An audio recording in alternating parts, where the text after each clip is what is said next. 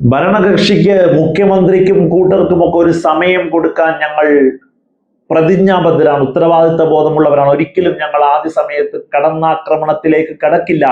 ഏതൊരു ഗവൺമെന്റിനും ഒരു ഹണിമൂൺ പീരീഡ് വേണമെന്ന് സാക്ഷാൽ പിണറായി വിജയൻ പറഞ്ഞ് പ്രതിപക്ഷം പോലും ആക്രമിക്കാനില്ല ഇപ്പോൾ എന്ന് പറയുന്നിടത്ത് ഇവരിത് വെറുതെ ഇങ്ങനെ ചെളിവാരി മുഖത്ത് സ്വയം എറിയുന്നു എന്നുള്ളതാണ്. നോക്കൂ നിങ്ങൾ, സണ്ണി ജോസഫ് എന്ന വൈദ്യുതി മന്ത്രി ഭാര്യ ഭർത്താവ് സഹോദരി ഭർത്താവ് ബെന്നി തോമസിനെ DCC ജനറൽ സെക്രട്ടറിയും ഉളിക്കൽ മുൻ പഞ്ചായത്ത് പ്രസിഡന്റുമായ ബെന്നി തോമസിനെ അഡീഷണൽ പ്രൈവറ്റ് സെക്രട്ടറിയായി നിയമിച്ച ഏറ്റവും വലിയ ഉത്തരവ് കണ്ട രാഷ്ട്രീയ പകലിലേക്കാണ് നമ്മളിപ്പോൾ നിൽക്കുന്നത് എന്നുള്ളതാണ്.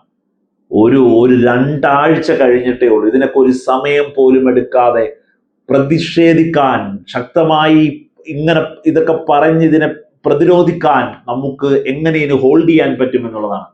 ഇത്രമേൽ വലിയ അഴിമതിയിലേക്ക് ഇവർ കടന്നു പോകുന്നതിനെ എങ്ങനെ നമ്മൾ പറയാതിരിക്കും? ഒന്നിനും ഒരു താമസമില്ല. 10 വർഷം പ്രതിപക്ഷത്തിരുന്നപ്പോ ആഗ്രഹിച്ചിരുന്നത്, കാത്തിരുന്നത് സ്വജനപക്ഷപാതം, കോൺഗ്രസിന്റെ സ്വന്തം കീശ വീർപ്പിക്കൽ, അങ്ങനെ എല്ലാ കാര്യങ്ങളും നടപ്പിലാക്കിയെടുക്കാൻ വ്യഗ്രത കാട്ടുന്നു എന്നുള്ളതാണ്. ഈ സണ്ണി ജോസഫ് എന്ന് പറയുന്ന മഹാൻ വൈദ്യുതി മന്ത്രിയായി ആദ്യം സത്യപ്രതിജ്ഞ ചെയ്ത് മീഡിയയെ അഡ്രസ് ചെയ്തപ്പോൾ പറഞ്ഞ ഒരു കാര്യം കൂടിയുണ്ട്. അതാണ് ഏറ്റവും വലിയ അപകടകരമായ സ്റ്റേറ്റ്മെന്റ്.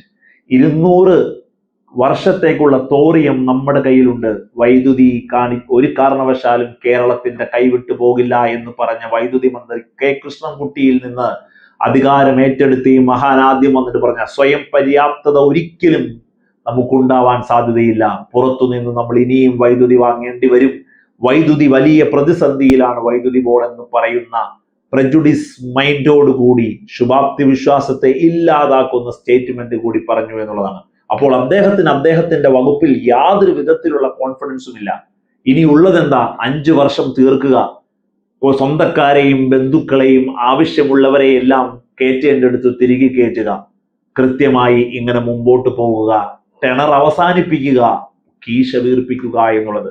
ഞങ്ങൾ ഇതെല്ലാം അടച്ചു പറയുന്നതല്ല, മറ്റെന്താണ് ഞങ്ങൾ മനസ്സിലാക്കേണ്ടത്? നിങ്ങൾ സത്യപ്രതിജ്ഞ ചൊല്ലിയപ്പോ സ്വജനപക്ഷപാതത്തെ ഞാൻ എതിർക്കും, ഞാൻ ചെയ്യില്ല എന്ന് പറഞ്ഞ സത്യപ്രതിജ്ഞ ലംഘനം നിങ്ങൾ ചെയ്തിട്ട് 20 ദിവസം പോലും അല്ലെങ്കിൽ 1 മാസം പോലും തികയ്ക്കുന്നതിന് മുമ്പ് ഈ വഞ്ചന നിങ്ങൾ കാണിച്ചിട്ട് അത് പറയുമ്പോൾ ഞങ്ങൾ കാണുന്നതിനെയും കേൾക്കുന്നതിനെയും മുഴുവൻ എതിർക്കുന്നവരാണെന്ന് അടച്ചാക്ഷേപിക്കലിൽ ഇതെല്ലാം ഇല്ലാതായി പോകുമെന്ന് നിങ്ങൾ ഒരിക്കലും കരുതരുത്, ചിന്തിച്ചു പോകരുത് എന്നേ സണ്ണി ജോസഫിനോട് പറയാനുള്ളൂ. സ്വജനപക്ഷപാതത്തിന്റെ കൊടുമുടി കയറിയ ഒരു തീരുമാനമായി ഇത് മാറുന്നതാണ്. മുഖ്യധാരാ മാധ്യമം ഇത് റിപ്പോർട്ട് ചെയ്തില്ലായിരുന്നുവെങ്കിൽ ഇപ്പോഴും ഇത് ഒതുക്കി വെച്ചേനെ, പൂഴ്ത്തി വെച്ചേനെ എന്നുള്ളതും നമ്മൾ കാണാതെ പോകരുത്.